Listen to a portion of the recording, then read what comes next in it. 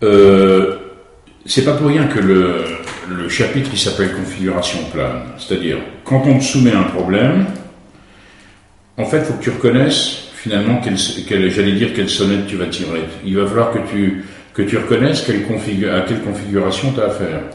Bon, là, je t'ai mis un problème. Tu as un triangle qui est inscrit dans un cercle. Tu as I qui est le milieu de AB, K est le milieu de AC et J le milieu de BC. Bon.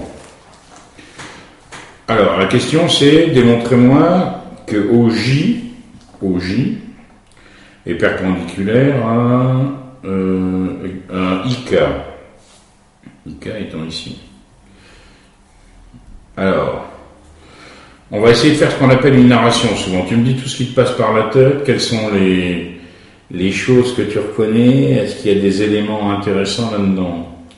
C'est un triangle rectangle, parce qu'on sait que si un triangle est circonscrit à un cercle, c'est que c'est un triangle rectangle. Alors c'est intéressant. Tous les triangles, en fait, tu peux les coincer dans un cercle.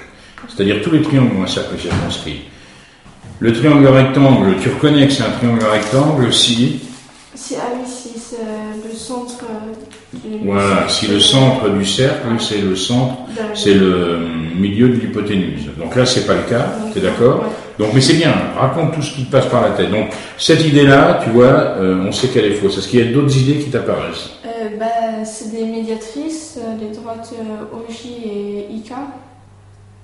On a le sentiment que c'est des médiatrices, mais IK déjà, est-ce que ça serait, si tu avais à dire que IK est la médiatrice, tu dirais que c'est la médiatrice de quoi, toi? Quand tu prononces le mot médiatrice, qu'est-ce qu'il faut comme genre d'angle? Tout de suite, obligatoirement. Non, des angles rectangles. Oui, enfin des angles droits, tu veux dire. Ouais. Bon. Donc moi, je veux bien que, si tu regardes OJ, toi, tu vois, t'as l'impression, mais c'est pas marqué, t'as l'impression qu'il y a une histoire d'angle droit, mais ça, c'est pas prouvé. Par contre, ici, est-ce que tu es d'accord que là, tu peux pas prononcer le mot médiatrice? Il n'y a rien là, on voit dessus que ça marche pas. Bon. Donc toi, tu as déjà une idée. Tu te dis, tiens, OJ, j'ai l'impression que ça serait... Alors, si jamais tu arrivais à montrer que c'est la médiatrice, pourquoi ça serait intéressant? Qu'est-ce que tu aurais déjà montré alors? Que OJ est perpendiculaire, ça serait pas mal ça. Bon, et puis... alors ça c'est une idée que tu as, on va en parler tout à l'heure. Et puis il n'y a pas quelque chose qui te saute aux yeux? C'est des... il y a les droites par... Oui. C'est quoi le théorème? C'est le théorème des milieux. Hein. On appelle ça le théorème de la droite des milieux. Bon. Eh bien je te dis, avec tout ce que tu as dit, tu as tous les éléments. Bon, le problème c'est maintenant, il faut qu'on voit comment on va faire. Alors, toi tu as dit, j'aimerais bien montrer que OJ, c'est la médiatrice de BC. Tu as déjà une chance, c'est que J, on a déjà quelque chose d'intéressant. J, c'est le milieu de BC. Bon, c'est déjà une chose. Est-ce que toi, tu vois un moyen de montrer que OJ, c'est forcément la médiatrice de BC? Quelle est la propriété de tous les points d'une médiatrice? Qu'est-ce qu'on peut dire de tous les points, si tu places ton doigt n'importe où sur la médiatrice de BC? C'est à égale distance de B et de C. Ouais, alors est-ce que justement il n'y a pas un truc à dire? Que O était à la même distance. Non. Oui, vas-y. Que O est à la même distance que B et de C. Oui, O est équidistant de B et C, on dit. O est à la même distance de B que de C. Dis donc, tu as 2 points. Tu as J qui est le milieu de BC. Donc J est à la même distance de B que de C, bien sûr. O est à la même distance de B que de C. Conclusion, OJ est la médiatrice. Ça, c'est une propriété. Si tu as 2 points qui sont à la même distance de 2 autres points, donc forcément, ces 2 points-là, si tu fais passer une droite par ces 2 points-là, tu obtiens la médiatrice. Bon alors, on va retenir ça parce que tout à l'heure, on va essayer d'écrire ça. Donc, toi, tu as réussi là à montrer que c'est perpendiculaire. Ici. Ensuite, qu'est-ce que tu dis? Je te rappelle que le but de notre recherche, là, c'est de montrer que OJ est perpendiculaire à KI. Que IK, par rapport à la droite, est parallèle à BC. Grâce au théorème de, vas-y, droite des milieux. Donc, Donc si une droite est perpendiculaire à une autre, alors la deuxième est perpendiculaire. À condition que les deux droites de départ soient Bon, en fait, tu as fait la recherche, tu es allé au bout du truc. Maintenant, moi, ce qui m'intéresserait, c'est comment tu vas écrire ça. Alors, on va peut-être le faire comme ça. Alors, vas-y, hein. Alors, comment tu démarres? Toi, ton but, c'est démontrons que OJ est perpendiculaire. Hein, si on rédige, démontrons, comment tu marquerais un jour de... Ouais, vas-y. Alors, démontrons que OJ...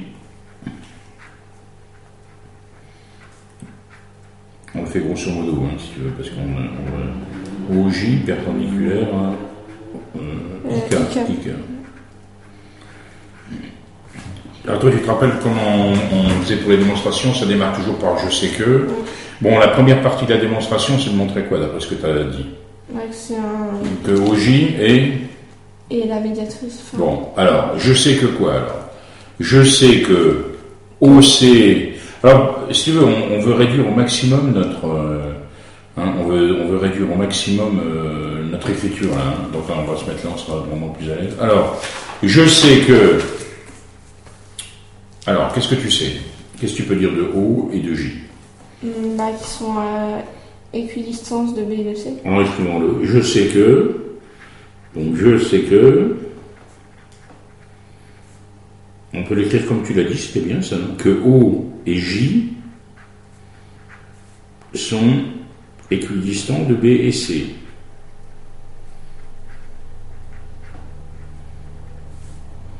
Alors là, je crois que j'ai équidistant de TS, ouais, alors équidistant TS, ouais, de B et C.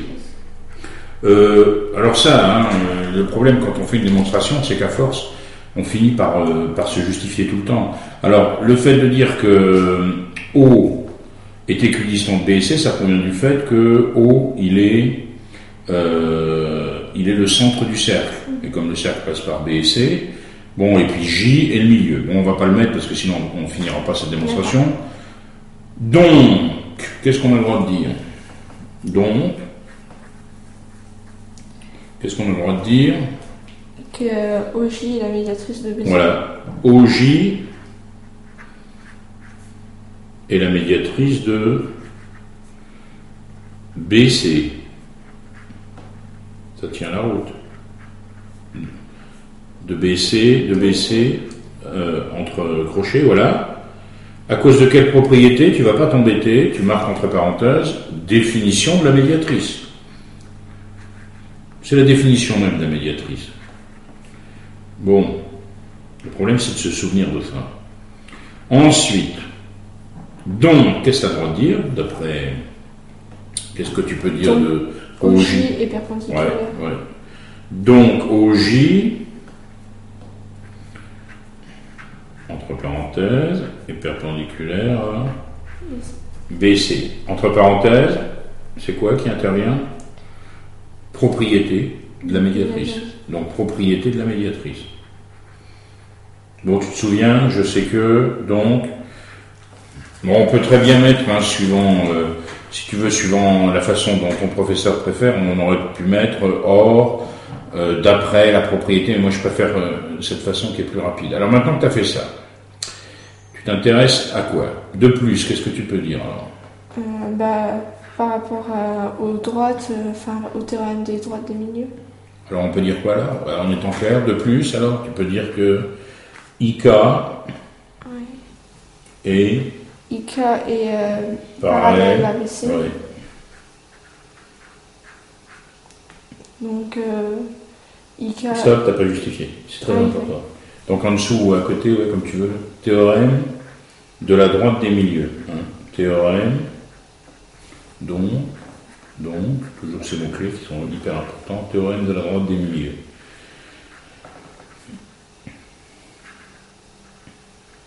Alors, qu'est-ce que tu penses? Par conséquent... Ouais, c'est pas mal ça, par conséquent. Ou par suite, comme tu veux. Ouais, par conséquent, qu'est-ce que tu dis? OJ est perpendiculaire à IK. Oui, on justifie. Alors, donc, par conséquent ou par suite, comme tu as envie. Donc, par conséquent, Bon, bah, c'est pas mal. Alors, OJ est perpendiculaire à OK. IK. IK, pardon, oui. Entre parenthèses, si, on va seulement mettre le début, hein, si deux droites sont... alors ça marche comment? Attends, il faut qu'on fasse attention. Ah non, si deux droites sont parallèles, toutes perpendiculaires. Si deux droites sont parallèles, toutes perpendiculaires à l'une, alors on va avoir des points de suspension, on ne va pas s'embêter, et perpendiculaires à l'autre. Est-ce que, bon, sachant que là on fait vite, donc on met les signes qu'on ne mettrait pas. Est-ce qu'on est clair? Donc, moi, dans les prochains problèmes qu'on va voir, ça, c'est donc toujours la même démarche qu'on prend. On regarde, on essaye de distinguer des éléments qu'on connaît, et puis on peut démarrer la démonstration toujours en justifiant chaque pas. Bon, à la limite, comme je te disais, au tout début de la démonstration, on aurait carrément pu justifier que O était démarrer en disant je sais que O est le centre du cercle, donc OB égale... Mais si tu veux, à force, t'en finis plus, quoi. Bon. Alors, merci Émilie, moi je coupe cette prise.